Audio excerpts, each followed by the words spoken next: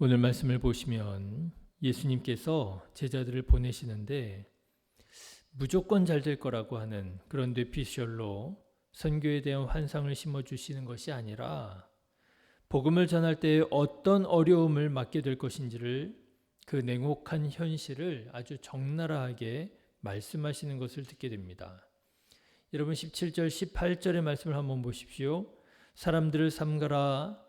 그들이 너희를 공회에 넘겨주겠고 그들의 회당에서 채찍질하리라. 또 너희가 나로 말미암아 총독들과 임금들 앞에 끌려가리니 이는 그들과 이방인들에게 증거가 되게 하려 하심이라. 여러분이 얼마나 두려운 말씀입니까? 예수님을 따르는 제자가 되는 것은 그때까지만 해도 참 좋았을 것입니다.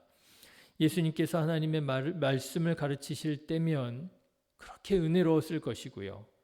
천국에 대해서 말씀을 하실 때면 천국의 소망을 품게 되었을 것입니다.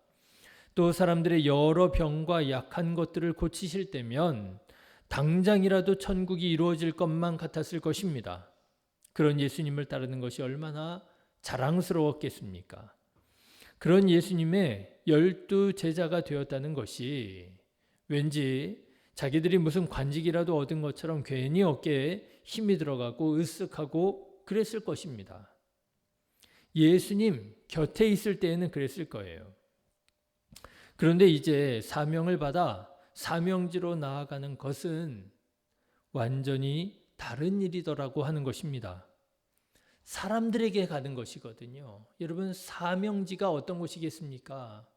어떤 장소라기보다는요, 사람들에게 나아가는 거란 말이에요. 사람들에게 나아가서 복음을 전하고 사람들에게 나아가서 그들을 가르치고 사람들에게 나아가서 그들을 치유해야 되는 것 아니겠습니까? 그런데 예수님의 말씀을 들어보니까 그 사람들이 자기들을 고소하고요, 고발하고요, 채찍질하고요, 미워한다는 거예요. 박해를 당하리라고 하는 것입니다. 그뿐 아니지요. 예수님은 여기에서 한 발 더 나아가서 더 충격적인 말씀을 하시는데 여러분 34절과 35절의 말씀을 한번 보십시오. 내가 세상에 화평을 주러 온 줄로 생각하지 말라. 화평이 아니요 검을 주러 왔노라. 내가 온 것은 사람이 그 아버지와 딸이 어머니와 며느리가 시어머니와 불화하게 하려 함이니라 그랬습니다. 이쯤 되면 사람들이 예수님을 믿어야 하나 의문을 품기 시작할 것입니다. 그렇지 않겠습니까? 사람들은 보통 예수님을 왜 믿습니까? 저는요, 목회를 하면서 그냥 일반 사람들이 아니고요, 직분이 있는 직분자들도 이런 말씀 하시는 거 많이 들었습니다. 예수님 믿는 거, 하나님 믿는 거, 마음이 평안해지려고 하나님 믿는 거라는 거예요. 내 마음이 평안해지려고 하나님 믿는 건데 하나님 믿다 보니까 이런저런 시험도 당하고 실족도 하고 어려움도 당하고 하지 않겠습니까? 그러다 보니까 내가 하나님을 믿기가 어렵다라고 하는 거예요. 예수님 믿으면 마음 평안해질 줄 알았는데, 예수님 믿으면 육신이 건강해질 줄 알았는데 복 받아서 말이죠. 예수님 믿으면 복 받아서 부자가 될 줄로 알았는데, 행복하게 오래오래 동화처럼 살게 될 줄 알았는데 뭐라고요? 핍박을 당한다고요? 박해를 당한다고요? 채찍질을 당한다고요? 예수님을 믿는 것이 불화하게 된다고요? 사람들이 의심을 품게 될 것입니다. 내가 종교를 잘못 선택했나 보다. 이 길이 아닌가 보다. 여러분, 예수님께서는 왜 제자들을 세상에 보내시면서 칭찬하고 격려해줘도 부족할 판에 잘 될 거야, 문제가 생겨도 괜찮아, 이길 수 있어, 뭐 이렇게 칭찬해주고 격려해 주셔도 부족할 판에 왜 이렇게 부정적인 말씀들을 쏟아내시는 것일까요? 저는 오늘 말씀을 묵상하는 중에 여기에서 예수님께서 제자들에게 전하기 원하셨던 것은 세상이 죄로 인하여 타락해 있으며 그런 세상에 나아가 천국 복음을 전하는 것은 영적으로는 뭐와 같다고요? 전쟁과 같은 것이다 라고 하는 사실을 예수님께서 말씀하기 원하셨구나 깨닫게 되었습니다. 여러분, 우리가 이 세상을 살아가는 것은요, 무슨 깊은 산 중에 들어가서 돛 닦으면서 살아갈 수 있는 그런 환경이 아니라고 하는 것입니다.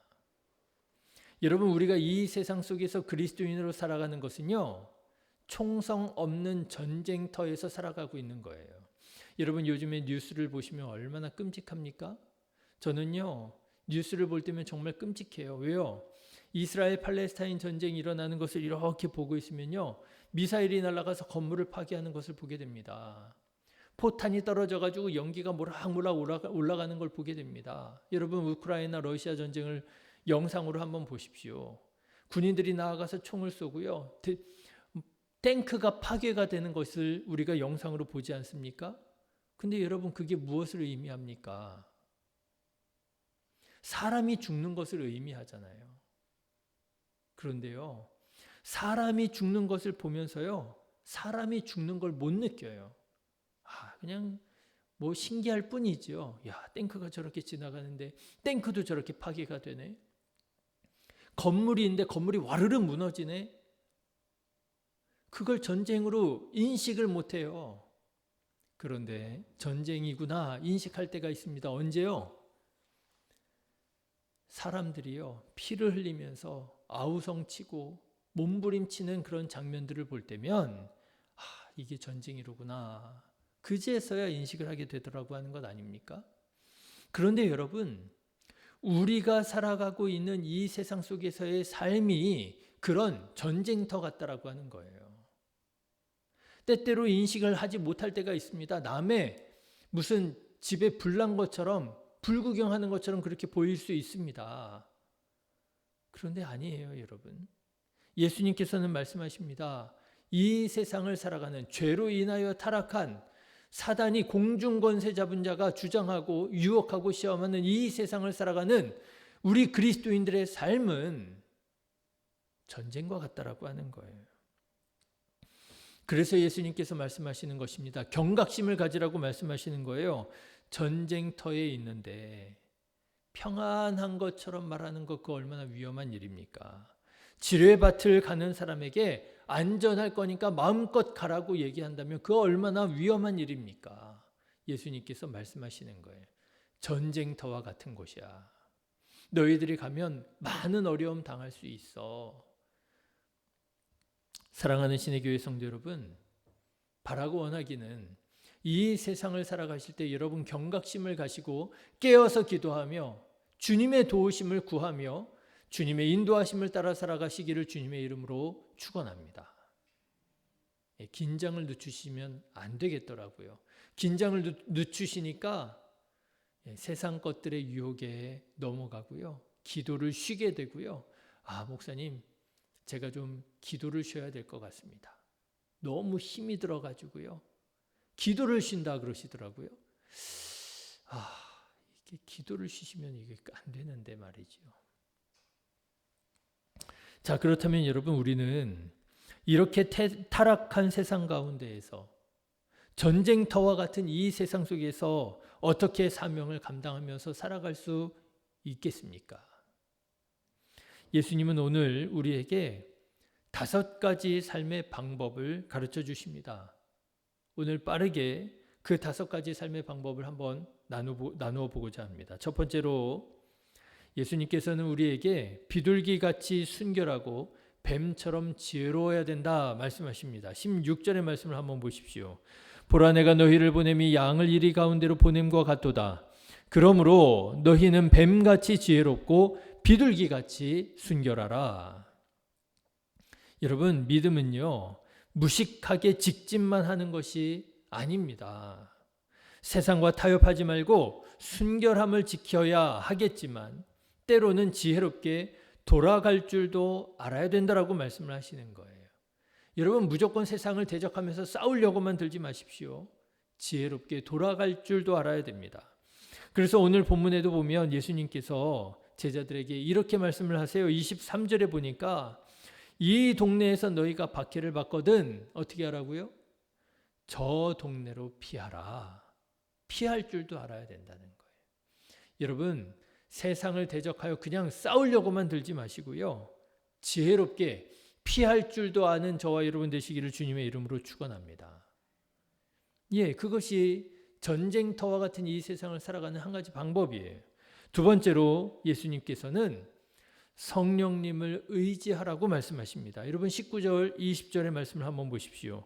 너희를 넘겨줄 때 어떻게 또는 무엇을 말할까 염려하지 말라. 그때 너희에게 할 말을 주시리니 말하는 이는 너희가 아니라 너희 속에서 말씀하시는 이 곧 너희 아버지의 성령이시니라. 여러분 성령님께서 함께 하심을 기억하시기를 주님의 이름으로 축원합니다. 하나님께서 성령께서 우리와 동행하고 계시는 것을 여러분 믿으시기를 주님의 이름으로 축원합니다. 믿음을 지키며 살아가다가 박해를 당하고 고난을 당할까 너무 염려하지 마십시오.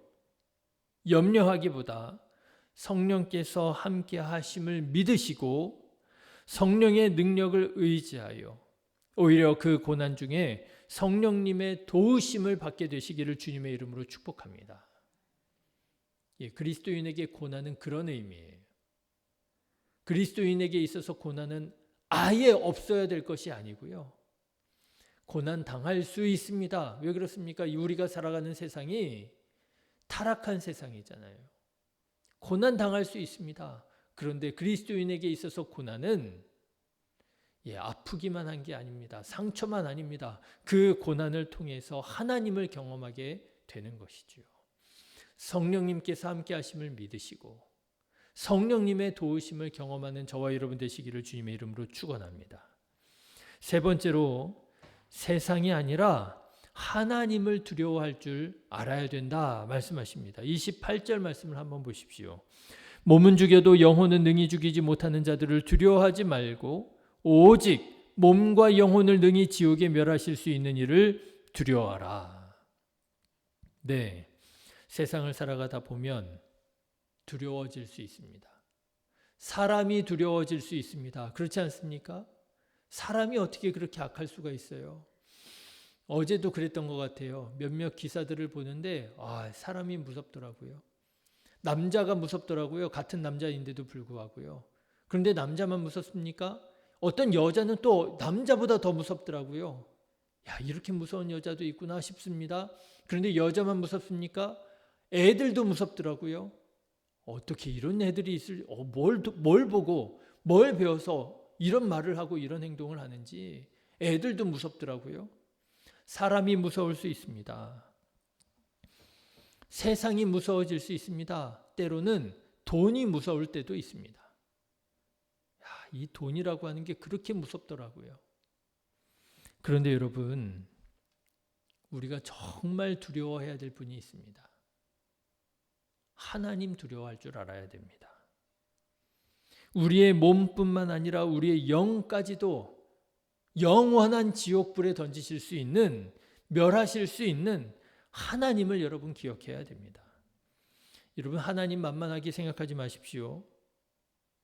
누군가가 그런 말씀 하시더라고요. 지옥에 가니까 죄 목사들밖에 없었다고. 천국에 가니까 장로님 목사님은 하나도 없었다고. 저는 그런 말씀 하시는 거 굉장히 조심해야 된다고 생각을 해요. 그런 말씀 함부로 하시면 안 되는 말씀인데 왜 이분이 이런 말씀을 하실까? 정말 그럴까? 그리스도인들이 정말 조심해야 될 말이 여러 말이 있거든요. 이 세상에 교회가 너무 많다라든지 이분이 정말 이 세상이 정말 예수의 이름으로 구원받고 하나님의 나라가 되기를 원하시는 분이 맞나? 여러분 하나님 만만하게 생각하지 마십시오. 우리가 생각하는 것이나 우리가 말하는 것까지도 하나님께서 다 보시고 다 들으시고 우리가 말한 대로 이루시리라고 말씀하셨고요. 우리의 생각까지도 하나님께서 감찰하시고 심판하신다고 말씀하셨어요. 두려운 하나님 앞에서 함부로 생각하면 안 됩니다. 함부로 말하면 안 됩니다. 하나님을 가볍게 생각하지 마십시오. 하나님 두려워할 줄 알아야 됩니다. 하나님을 두려워하는 것을 뭐라고 말하느냐? 경외라고 말합니다. 지난 수요일에도 말씀드렸지만 우리 교회 성도님 중에서는 그런 분도 계셨어요. 이 예배당 문을 못 열고 들어오겠더라고. 내가 이 예배당 안에 들어가서 하나님 앞에 예배를 드릴 수 있는 자격이 있는가 생각해 보니까 자격이 없더라는 거예요. 그 마음이 무슨 마음입니까? 경외하는 마음이에요. 사람들은 모르지만 하나님은 아시잖아요. 세상의 주권자들은 내 몸을 죽일 수 있어도 지옥불에 던지지는 못하잖아요. 그런데 우리 하나님은 어떤 분이십니까? 우리의 몸뿐만 아니라 우리의 영까지도 다스리시는 전능하신 하나님이시잖아요. 하나님을 두려워하십시오. 그러면 어떻게 되는 줄 아십니까? 세상에 대한 두려움은 점점 작아지고 세상에 대한 두려움은 점점 사라지게 되리라고 하는 거예요. 하나님을 두려워하면 사람들이 두려워지지 않습니다. 하나님을 두려워하면 돈이 두려워지지 않습니다. 사랑하는 성도 여러분, 하나님을 경외하는 자가 되시기를 주님의 이름으로 축원합니다. 네 번째로 자기 십자가를 기꺼이 질 줄 알아야 됩니다. 38절 39절 말씀을 한번 보십시오. 또 자기 십자가를 지고 나를 따르지 않는 자도 내게 합당하지 아니하리라. 자기 목숨을 얻는 자는 잃을 것이요 나를 위하여 자기 목숨을 잃는 자는 얻으리라. 고난과 박해는 물론 그 자체만으로는 결코 선한 것이 아닙니다. 그러나 우리는 하나님의 관점에서 볼 때 고난과 박해도 선하게 쓰여질 수 있음을 알고 있습니다. 악도 선용하시는 하나님 아니십니까? 여러분, 십자가를 지시기를 주님의 이름으로 권면합니다. 십자가는 그 자체로는 끔찍한 사형틀입니다. 그러나 하나님께서는 그 사형틀을 선용하셔서 구원의 길이 되게 하셨잖아요. 여러분, 십자가를 진다는 거 정말 만만한 일 아닙니다. 쉬운 일 아닙니다. 우리에게는 고통이 될 수 있고 우리들에게 상처가 될 수 있습니다. 그러나 내가 져야 할 십자가 내가 지지 않으면 누가 지겠습니까? 내가 져야 할 십자가 내가 지고 예수님 따라야 되는 거예요. 그것을 두려워만 할 것이 아니라 그것을 미워하고 거부할 것만이 아니라 그 십자가를 껴안고 주님 가신 길을 따라갈 줄 아는 사람, 그 사람이 바로 예수님의 제자고 그 사람이 바로 영생을 얻게 될 줄로 믿습니다. 마지막으로 다섯 번째로 하늘의 상을 바라봐야 된다 말씀하십니다. 여러분 42절의 말씀을 한번 보십시오.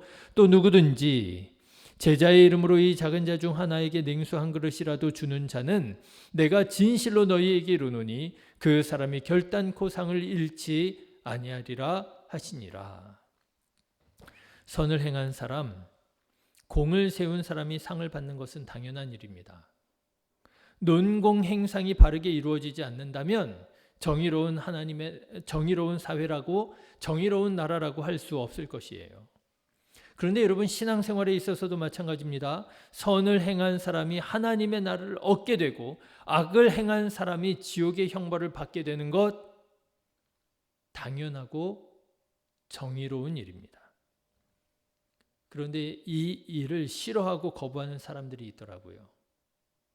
지옥 얘기하면 싫어하는 분이 있더라고요. 심판 얘기하면 싫어하는 분들이 있더라고요. 하나님을 믿는 사람들 중에서도요, 죄에 대해서 말하고 지옥에 대해서 말하고 심판에 대해서 말하면 싫어하시는 분들 적지 않게 많더라고요. 왜 그렇습니까? 그 사람이 죄가 있기 때문에 그런 거예요. 선을 행하는 사람은 선을 행하다가 고난을 당하는 사람은, 핍박을 당하는 사람은 여러분, 지옥을 말하고 심판을 말하면 이게 복음이에요. 그렇지 않겠습니까? 내가 선을 행하다가 악한 자들에게 내가 고난을 당했습니다. 심판을 당했습니다. 어떻게 해야 돼요? 똑같이 갚아줘야 돼요? 아니에요. 예수님께서는 하나님의 심판에 맡기라고 말씀하셨습니다. 그런데 여러분, 하나님의 심판이 없다고 생각하면 어떻게 하나님의 심판에 맡길 수가 있어요? 내가 복수해야 되잖아요. 아니에요, 여러분. 하나님께서 심판하실 것입니다. 지옥의 형벌이 있습니다. 그것이 있음을 믿기에, 알기에 우리는 오늘을 믿음을 가지고 살아갈 수 있는 거예요. 믿음을 가지고 선하게 살아갈 수 있는 거예요. 지옥이 없다고 생각해 보십시오. 어떻게 믿음을 가지고 살아갈 수 있습니까? 선을 행하다가 고난을 당한다 할지라도 여러분, 낙심하지 마십시오.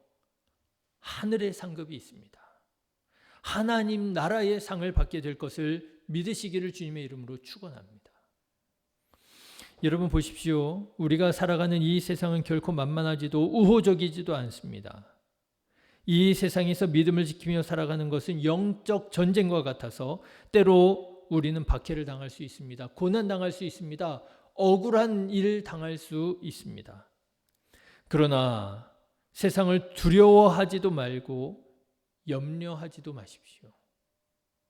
하나님을 두려워하고 하늘의 상급을 바라보십시오.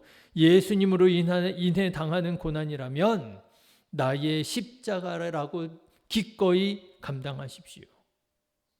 비둘기같이 순결하고 뱀처럼 지혜롭게 사명을 감당하십시오. 그러면 우리 성령님께서 도우사 승리하게 하여 주실 줄로 믿습니다. 오늘도 주 안에서 승리하시는 복된 하루 되시기를 주님의 이름으로 축원합니다. 기도하겠습니다.